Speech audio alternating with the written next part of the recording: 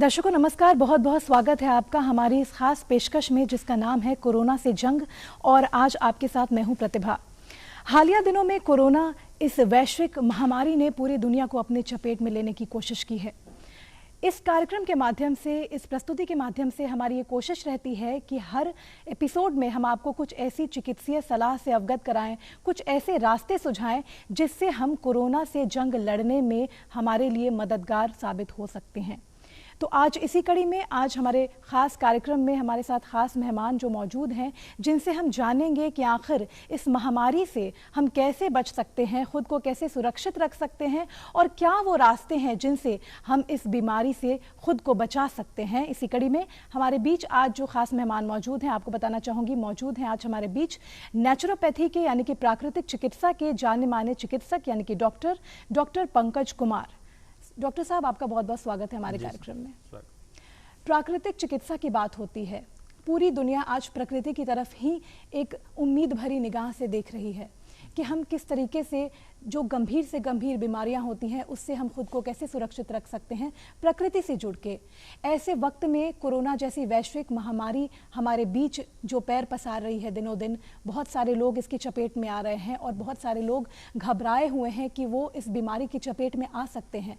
तो प्राकृतिक चिकित्सा में किस तरीके से हम, क्या रास्ते हैं जो इस जंग से हम जीत सकते हैं, इस जंग को हम लड़ सकते हैं? बहुत ही क्वेश्चन आपका बहुत ही अच्छा है। आज के दौर में जिस तरह पूरा विश्व इस महामारी की चपेट में आ चुका है, तो प्राकृतिक चिकित्सा इस जंग से लड़ने में पूरी तरह सहायक है। मेनली देखा जाए तो प्राकृतिक चिकित्सा पंच महाभूतों की चिकित्सा है, मिट्टी, पानी, धूप, हवा और आकाश। तो प्राकृतिक चिकित्सा द्वारा हम शरीर की आंतरिक शुद्धिकरण कर शरीर को विष मुक्त कर रोग मुक्त कर देते हैं। तो जब शरीर में किसी भी टाइप का वेस्ट मटेरियल होगा ही नहीं, तो वो किसी भी टाइप का वायरस, बैक्टीरिया, जर्म्स वो हम पे इफेक्ट नहीं डाल पाएगा। तो प्राकृतिक चिकित्सा प्रकृति के संसाधनों द्वारा रोगों से मुक्त करती है। जी, रोगों से मुक्त करती है। अच्छा, अगर मैं आपसे ये जानना चाहूँ, क्योंकि जैसा कि मैंने कार्यक्रम की शुरुआत में ही कहा कि बहुत ही आस भरी निगाहों से अब लोग प्राकृतिक संसाधनों की तरफ ध्यान दे रहे हैं कि अब हमें प्रकृति जो है वो किस तरीके से बचाएंगी। तो सबसे पहली बात आती है, जब भी हम किसी भी बीमारी के बारे में बात करते हैं, खास करके मैं जिक्र करूँगी कोरोना जैसी वैश्विक महामारी का, इम्यूनिटी अगर हमारी मजबूत होती है, जिसको हम कहते हैं रोग प्रतिरोधक क्षमता, अगर रोग प्रतिरोधक क्षमता हमारी मजबूत होती है तो जाहिर सी बात है कि कोई भी बीमारी आप उससे जंग जीत सकते हैं, आप उससे लड़ सकते हैं, आपका जो शरीर है उससे कॉम्बैट कर सकता है। तो नेचुरोपैथी में आप क्या सलाह देना चाहेंगे? देखिए, प्राकृतिक चिकित्सा के द्वारा 7 चीज़ों पर अगर हम ध्यान दें तो हमारी इम्यूनिटी पावर बहुत बेहतर तरीके से बढ़ सकती है। और वो 7 चीज़ें हैं क्या? पहला है अच्छी नींद, दूसरा वायु का सेवन, तीसरा शुद्ध जल का सेवन, चौथा प्राकृतिक आहार, धूप का सेवन, फिर सकारात्मक विचार का सृजन और लास्ट में नकारात्मक विचारों से दूर रहना। क्योंकि अभी के दौर में लोग घर में बैठे बैठे इतने बोझिल हो गए हैं कि वो मानसिक परेशानियों से भी बहुत ही अपने जीवन को जूझ रहे हैं। तो इस कंडीशन में देखिए होता क्या है कि हम लोगों का न सोने का टाइम, न जागने का टाइम, मतलब सब कुछ अस्त व्यस्त हो गया है। हम रात को 2 बजे सोते हैं, दिन के 12 बजे उठते हैं। मतलब जैविक घड़ी के अनुसार हम लोग, मतलब जो इंसान है, मानव जीवन जो है, ये सूर्य के वंशज माने जाते हैं। सूर्य का वंशज होने का मतलब है कि जैविक घड़ी से तात्पर्य होता है सूर्य के साथ उठना और सूर्य के साथ जागना और सूर्य के साथ सोना। यानी प्रॉपरली अगर हम लोग देखें तो अगर रात के 12 बजे के पहले, यानी अगर 10 साढ़े 10 बजे तक बिस्तर पर सो जाते हैं और 4 से 5 बजे तक यानी ब्रह्म मुहूर्त में जागते हैं, तो ये एक अच्छी नींद मानी जाती है।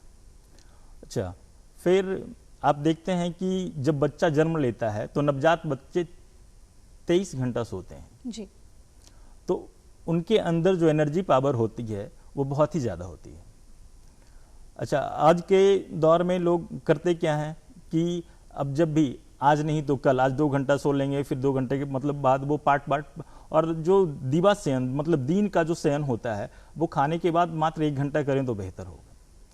अब हम आते हैं दूसरे तत्व पे, वायु सेवन। वायु सेवन का मतलब है कि प्रातः काल में ऑक्सीजन की जो क्षमता होती है वायुमंडल में वो काफ़ी होती है। यानी ब्रह्म मुहूर्त में जब हम जागते हैं तो शौच से निवृत्त होकर अगर हम 1 घंटे का वायु सेवन, मतलब प्रातः काल जब हम घूमने के लिए निकलते हैं, वायु सेवन का तरीका है क्या कि लंबी गहरी श्वास लें और उसको वैसे ही छोड़ें, जिस गति में हम श्वास को ले रहे हैं छोड़ें और आराम से चलें। इस दौरान होता क्या है, हमारा पूरा फेफड़ा, क्योंकि हम अभी जैसे कोरोना में देख रहे हैं कि हो क्या रहा है कि हमारे फेफड़े संक्रमित हो जा रहे हैं जी। तो इस दौरान जब हमारा फेफड़ा ऑक्सीजनेट होता है 1 घंटे के लिए, तो वो पूरे 24 घंटे हमारे पूरे बॉडी को ऑक्सीजनेट करता रहता है। तो 1 घंटे का सुबह में टहलना हमारे स्वास्थ्य के लिए बहुत ही लाभदायक है। अब हम आएंगे तीसरे तत्व में जो अभी हमने चर्चा की, वो जल की। तो जल का आजकल जैसे देखा गया है कि हर एक घर में आरओ और प्यूरीफायर वगैरह का प्रयोग किया जा रहा है, लेकिन इसमें है क्या कि अगर हम लोग शुद्ध जल पीना चाहते हैं तो उसका टीडीएस मिनिमम 80 और मैक्सिमम 150, मतलब 80 से 150 के बीच होना चाहिए। लेकिन तब उसमें कठोरता की मात्रा न के बराबर होगी। और अगर जो लोग किडनी के पेशेंट हैं उनके लिए आप 60 to 80 का प्रयोग कर सकते हैं। और अगर गांव घर में जहाँ पे ये प्यूरीफायर नहीं है या आरओ नहीं है तो उन लोगों के लिए ये चापानल का पानी वो सबसे बेहतर है, क्योंकि उसमें मिनरल अधिक से अधिक होता है जी। अभी हमने 3 तत्वों के बारे में बताया। चौथा धूप की भी बात हमने की थी। और धूप का सेवन हमारे लाइफ के लिए बहुत जरूरी है, क्योंकि धूप से ही ऊर्जा मिलती है, धूप से ही हमारा जीवन है। तो हम लोग जो धूप लेने का टाइमिंग है वो प्रातः 6 से 6:30 के बीच में आधे घंटे का धूप लें। और जब अगर मान लिया हम बैठकर धूप ले रहे हो तो वो पीठ के साइड से धूप लेना चाहिए। पीठ के साइड कहने का तात्पर्य है कि जब हम पीठ के साइड से बैठते हैं और सर पे एक कपड़ा रख लें, वो जरूरी होता है। क्योंकि प्राकृतिक चिकित्सा का एक कथन और भी है कि पैर गरम, पेट नरम और सर ठंडा जी। तो इसका तात्पर्य सीधा ये भी हो जाता है कि आप चलें, पैर गरम मतलब चलेंगे तो पैर गरम होगा, कम खाएं तो पेट नरम होगा, और दिमाग पे ज्यादा बोझ न डालें तो सर ठंडा होगा। तो ये हुआ। और जब हम धूप का प्रयोग करते हैं उसके बाद आता है क्या, भोजन, प्राकृतिक आहार। तो उसमें होता क्या है कि हम लोगों का जो आज तक खाना पीना है, जो जिस ढंग से हम लोग खाना पीना हो रहा है, उसमें पूरी तरह हम लोग 80% एसिडिक फूड लेते हैं, अम्लीय भोजन लेते हैं। क्योंकि परिशोधित आहार, डब्बा बंद आहार, रेस्टोरेंट से ऑर्डर किया हुआ, तो इन सबों का परित्याग करें। क्योंकि जब तक इन सारे चीजों का परित्याग नहीं करेंगे हम स्वस्थ होने की कामना कर भी नहीं सकते, सोच भी नहीं सकते। हमें अभी जिस जंग से लड़ाई हम लोग की जारी है, तो उसमें देखना है कि कम से कम बाहरी चीजों का प्रयोग अपने लाइफ में लाएं जी। अपने जो व्यक्तिगत जीवन है, अपने पारिवारिक जीवन में, इन सारे चीजों में लोगों से एक दूरी तो मेंटेन करने के साथ साथ हम लोग को ये चाहिए कि जो किसी भी सामान का प्रयोग इस टाइप से करें कि पहले उससे पूरी तरह हम सुरक्षित अपने आप को महसूस कर लें। क्योंकि इसका जो बढ़ने का दर है, देखिए अब 5% पर तक हो चुका है। तो अब हम जो भोजन के बारे में बता रहे थे उसमें ये बता रहे थे कि 80% हम लोगों के लाइफ में क्षारीय भोजन होना चाहिए। क्षारीय का मतलब होता है कि रफेज जी, जैसे चोकर समेत आटे की रोटी, कंद समेत चावल, गुड़ का सेवन, दलिया, सब्जियां, हरी सब्जियां, छिलके वाली दाल, ये सब रफेज खाने के अंतर्गत रफेज फाइब्रस। हाँ जी। और जो हम लोग खास करके तेल का प्रयोग करते हैं तो परिशोधित नहीं हो, जैसे जो डबल रिफाइंड तेल है, डबल रिफाइंड तेल का तो प्रयोग कभी करना ही नहीं चाहिए जी, बिल्कुल नहीं। रिफाइंड तेल से बेहतर है आप घी में पकाकर खाना खाएं, वो ज़्यादा बेहतर है। या फिर शुद्ध सरसों का तेल हमारे लिए ज़्यादा फायदेमंद है। अलसी का तेल इवन की ज़्यादा फायदेमंद है, लेकिन वो रिफाइंड तेल को प्रयोग में नहीं लाएं। रिफाइंड तेल को प्रयोग में लाएंगे तो हम अपनी बीमारी को घर में ला रहे हैं। बस बहुत सही बात कही आपने। अच्छा, इसके बाद हमने की सृजनात्मक विचार, सकारात्मक विचारों का सृजन। क्योंकि जब तक हमारे अंदर पॉजिटिविटी नहीं आएगी तो हम किसी भी रोग से नहीं लड़ पाएंगे। आजकल हो क्या रहा है कि हम जब देखते हैं, बैठते हैं अपने पास, तो देखते हैं क्या, लोग आते हैं, वो सर हमें ये प्रॉब्लम है। अगर वो देखेंगे कि कोई कॉन्स्टिपेशन का मरीज है तो हमको ये भी प्रॉब्लम है। हाँ, कोई देखेंगे कि हम अगर सर में दर्द है तो वो ये भी प्रॉब्लम है। मतलब ये हो क्या रहा है, मतलब ये जो मानसिक दौर्बल्यता, इसको मानसिक दौर्बल्यता बोलते हैं, नर्वस वीकनेस, इसके पेशेंट बहुत ज्यादा हो चुके हैं जो अच्छी तरह से डायग्नोस नहीं हो पाते। वो उनके अंदर एक भय व्याप्त होता है। जैसे आप देखेंगे क्या कि हम कर क्या रहे हैं, आप जिन चीजों को सामने उनको ले जाएंगे वो अपने अंदर वो महसूस करने लगते हैं जी। तो इनसे बचने में प्राकृतिक चिकित्सा की अहम भूमिका है।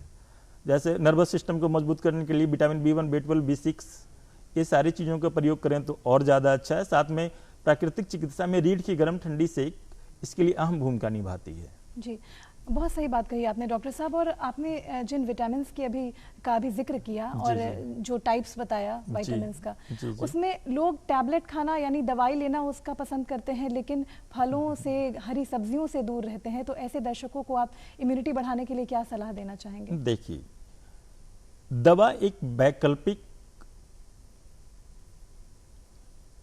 वैकल्पिक चीज है, ठीक है। इंस्टेंट रिलीफ के लिए हम दवाओं का प्रयोग करें।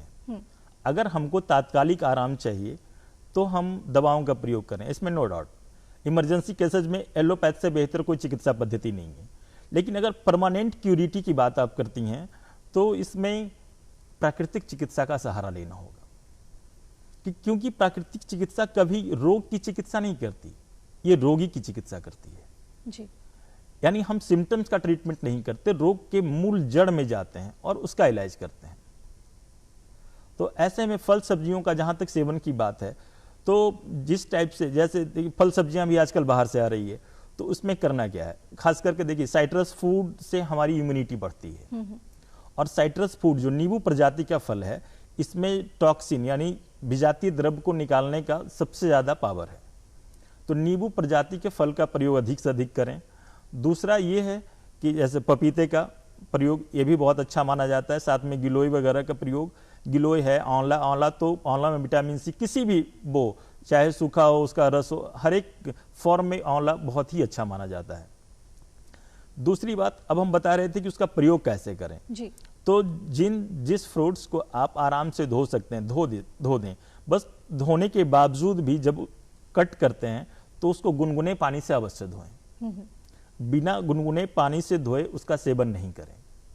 जी, गुनगुने पानी की बात आपने कही। जी। अभी हालिया दिनों में जैसा कि हमने देखा है कि साफ सफाई को लेकर बहुत ज़्यादा ध्यान दिया जा रहा है, क्योंकि कोरोना वायरस जैसी संक्रामक बीमारी से बचने का एक कारगर तरीका ये भी है कि हम अपने आप को किस तरीके से हाइजीनिक रख सकते हैं, साफ सफाई कैसे घर में मेंटेन कर सकते हैं, आसपास कैसे मेंटेन कर सकते हैं। हालांकि हमारे प्रधानमंत्री ने शुरुआत से ही इस बात पे जोर दिया है कि हम किस तरीके से अपने आसपास के वातावरण को साफ रखें, स्वच्छ रखें। लेकिन जब से ये बीमारी आई है तब से लोगों में ये एक बात है कि जैसे हैंड वॉश यानी कि हाथ धोना समय समय पर, ये बहुत ज़्यादा इंपॉर्टेंट है। और नहाने की, जो स्नान करने की बात आपने बोली डॉक्टर साहब, तो कई लोग हैं जिन लोगों ने ये सुना है, जो ये भ्रांति है कि गर्म पानी से शायद ये कीटाणु मारा जाएगा, तो वो गर्म पानी से ही स्नान करने की कोशिश करते हैं। क्या कहेंगे आप? जी नहीं, बिल्कुल नहीं।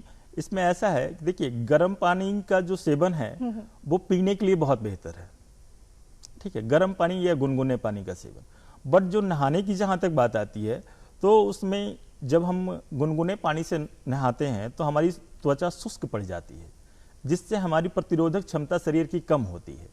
तो जब भी हम गुनगुने पानी से नहाएं तो लास्ट का शावर या 2-3-4 मग हम ठंडे पानी से जरूर नहाएं। ठंडा पानी कहने का मतलब है साधारण पानी से, यानी जिस कंडीशन में बूढ़े हों, बच्चे हों, अगर बच्चे को आप नहला रही हैं तो गुनगुने पानी से नहलाकर और एक तौलिया ठंडे पानी का निचोड़ करके उसको ठंडे पानी से लास्ट में पोंछ देना चाहिए। तो वो ये हमारे रोग प्रतिरोधक क्षमता को बढ़ाने में कारगर साबित होता है। जी। अच्छा, जैसा कि अभी जब आप ज़िक्र कर रहे थे मेरे एक सवाल का जवाब देने के दौरान, और भय की बात आप कर रहे थे कि लोग बहुत ही एक ट्रॉमा जिसे हम कहते हैं, उस भय में लोग जी रहे हैं कि कोरोना जैसी जो संक्रामक बीमारी है, कहीं वो उसके चपेट में ना आ जाए, कहीं वो बीमारी उनको ना हो जाए। इसको लेकर वो घर में, जैसे अभी जो लॉकडाउन फेज़ चल रहा है, जो अभी घर में लोग ज़्यादा समय स्पेंड कर रहे हैं, व्यतीत कर रहे हैं, तो ऐसे समय में प्राकृतिक चिकित्सा का एक जो रास्ता है वो योग की तरफ भी ले जाता है, हमें मेडिटेशन की तरफ भी ले जाता है। क्या कहना चाहेंगे इनको जोड़कर? योग और प्राणायाम की रोग प्रतिरोधक क्षमता बढ़ाने में बहुत ही ज़्यादा भूमिका रही है। हम 1 घंटे का योग में सबसे पहले 20 मिनट का सूक्ष्म व्यायाम, सूर्य नमस्कार और प्राणायाम का अभ्यास कर हम अपनी रोग प्रतिरोधक क्षमता को बढ़ा सकते हैं। और प्राणायाम में खासकर इस बात पे ध्यान देना होता है कि लोग बस श्वास लेना और श्वास छोड़ना शुरू कर देते हैं। इसका मतलब वो रिदम नहीं होता है प्राणायाम का। प्राणायाम का अर्थ ही होता है प्राण मतलब प्राण वायु, और आयाम का मतलब संचार, विस्तार। तो प्राण वायु का शरीर में विस्तारीकरण ही प्राणायाम कहलाता है। तो जब हम प्राणायाम प्रारंभ करें तो उसमें पहले बाएं नासिका छिद्र, यानी देखिए शरीर में हमारी 3 नाड़ियां होती है। योग के अनुसार शरीर में 3 नाड़ियां हैं, और वो है ईड़ा, पिंगला और सुषुम्ना। ईड़ा मतलब जो चंद्र नाड़ी से 2 तक करते हैं, पिंगला जो सूर्य नाड़ी है, और सुषुम्ना दोनों को बैलेंस करती है।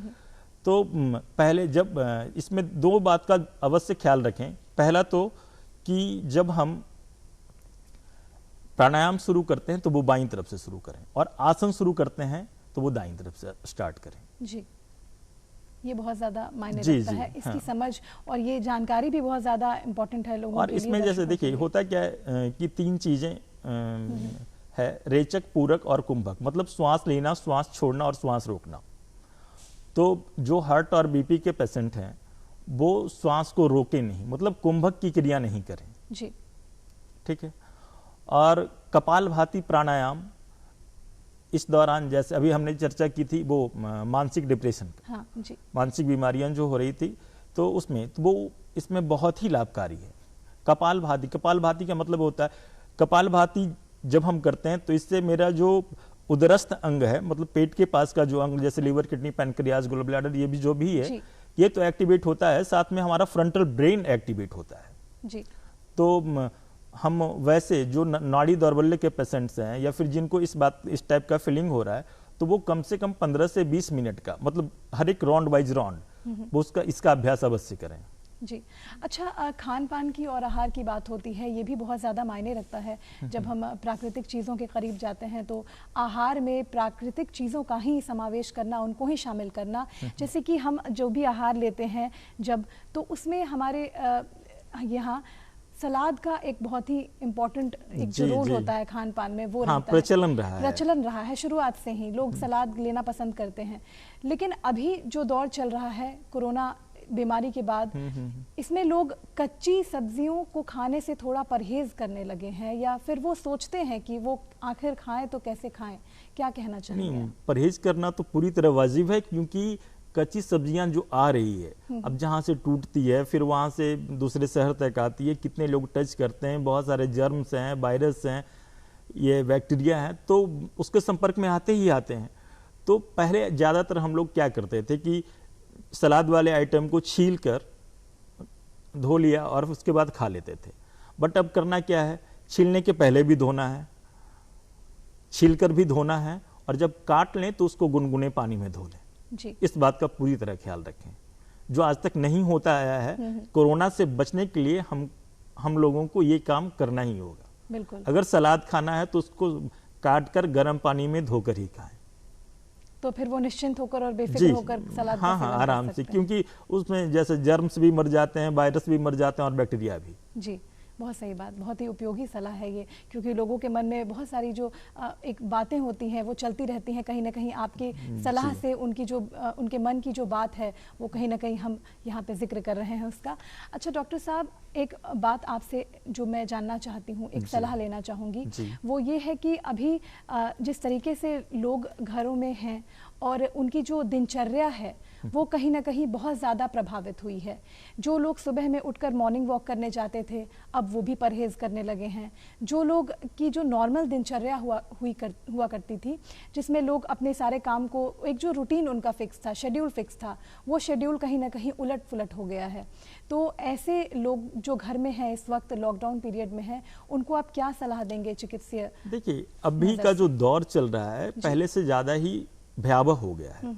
हमारे यहाँ कोरोना की संख्या भी बढ़ती जा रही है, और इस दौर में लॉकडाउन में जो छूट दी गई है, तो लोग ये समझ बैठे हैं कि चलो अब हम मॉर्निंग वॉक या फिर अपना सारा कार्य बाहर आसानी से करें। बट ये ऐसा नहीं करना है, बिल्कुल नहीं करना है। आपको घर में रहते हुए बाहर के अपने जो कार्यों को वो संपादित कर सकते हैं। इसके अलावा जो आपका रूटीन होगा, जैसे ब्रह्म मुहूर्त में जागना, जब हम सुबह जाग लेते हैं, जागने के बाद करना क्या है, जैसे शौच से निवृत्त होकर हम 1 घंटे का योगाभ्यास करें। जी। अपनी बालकनी में ही आप शुद्ध ऑक्सीजन ले सकती हैं,